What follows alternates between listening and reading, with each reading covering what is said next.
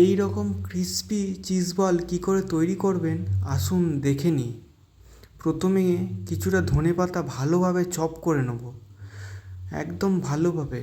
তারপর কটা লঙ্কা ভালোভাবে চপ করে নেব। ভালোভাবে চপ করে নেওয়ার পর আমি এখানে নিয়েছি 250 গ্রামের মতো বোনলেস চিকেন, যেটা ভালোভাবে কিমা করে নেব, যেই রকমভাবে আমি করেছি। আপনারা এটা মিক্সিতেও করতে পারেন, কিন্তু আমি প্রেফার করব ছুরি করে করলেই বেটার হয়।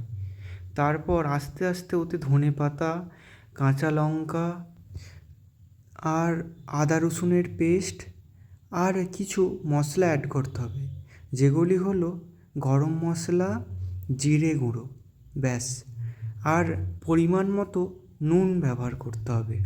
আর একটা গোটা লেবুর হাফ অংশ কেটে দিয়ে দিতে হবে, যাতে ফ্লেভারটা আরও ইনহ্যান্স হয়ে যায়। এই কিমা করে রাখা চিকেনটার সাথে যেই মশলাগুলো অ্যাড করলাম সেগুলি ভালোভাবে মিক্স করে নিচ্ছি আমি।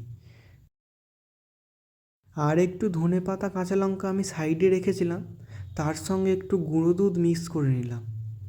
এতে আরও ফ্লেভারটা খুব ভালো আসে। তারপর একটি ডিম ভালোভাবে ফাটিয়ে নিলাম ডিপ করার জন্য। আর নিলাম ব্রেড ক্রাম্বস, যাতে ভালোভাবে চিজ বলটা কোট করে নিতে পারি।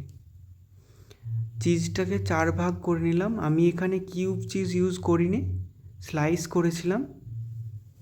4 ভাগের 1 ভাগ চিজ নিয়ে সেই ধনেপাতা আর গুঁড়ো দুধ মাখানো মিক্সারটা নিয়ে আর চিকেনের কিমাটা নিয়ে কীভাবে আমি বলটা করলাম আপনারা একটু দেখে নিন। প্রসেসটা খুবই সহজ, আপনারাও খুব সহজেই পারবেন।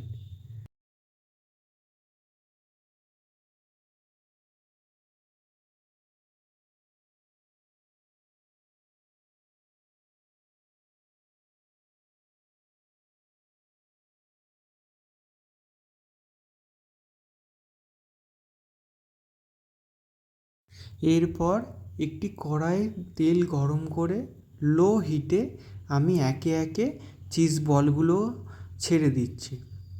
লো হিটে আস্তে আস্তে আমি ভাজতে দেবো, যাতে ভালোভাবে কুক হয়ে যায়, ভিতরে যেমন না কাঁচা রয়ে যায়। ব্যাস ভালোভাবে কুক করে নেওয়ার পর আমি একটা পাত্রে তুলে নেব। রেডি হয়ে গেল আমাদের চিকেন চিজ বল। দেখতেই পাচ্ছেন কতটা দেখতে সুস্বাদু লাগছে, ভিতর থেকেও চিজে ভর্তি। এই রেসিপিটা আপনাদের কেমন লাগলো অবশ্যই জানান। Thanks for watching.